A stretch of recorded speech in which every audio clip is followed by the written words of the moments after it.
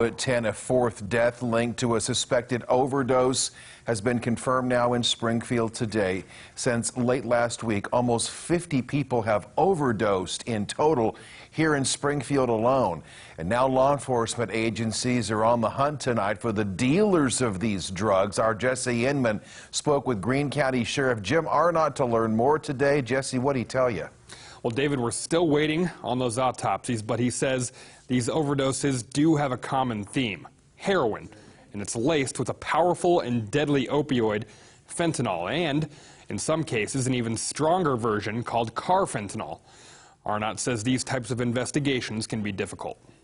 It's something that we haven't seen in the past, especially in 1 week period. With a fourth person dead from a suspected overdose, Sheriff Jim Arnott says that there's a sense of urgency to get to the source of these drugs. There have been almost 50 total overdoses across Springfield since late last week, including 3 inside the Greene County Jail. We know that someone got some into the jail. You know, we're tightening as much as we can, but unfortunately people will smuggle stuff in their body orifices that we cannot check.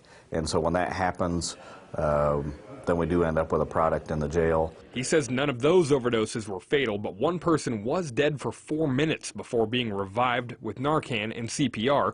They traced that string of overdoses back to what he calls a low-level drug dealer.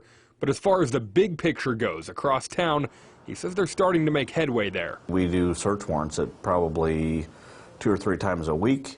We get information, we develop informants, and we do undercover buys. We do a lot of those things. Arnott says the toughest aspect is getting people to come forward with information out of fear they could get themselves in trouble. It's very challenging, but you know, when you start looking at people's lives, people change their mind just a little bit and realize that something needs to be done. And people are starting to come forward because of people they know that have died, overdosed and died from this deadly combination. But we need more people to come forward to give us as much information as we can so we can strengthen our case and take it to the prosecutor. Now, when I asked Arnott if there could be murder charges for those dealing the drugs leading to these deaths, he said absolutely. They believe that the heroin is coming from Mexico and being distributed here, but they aren't sure if the drugs are being laced there or here locally. If you have information on the dealers responsible, the number at the bottom of your screen now is the Greene County hotline for tips. You can remain anonymous. It's 417-829-6230.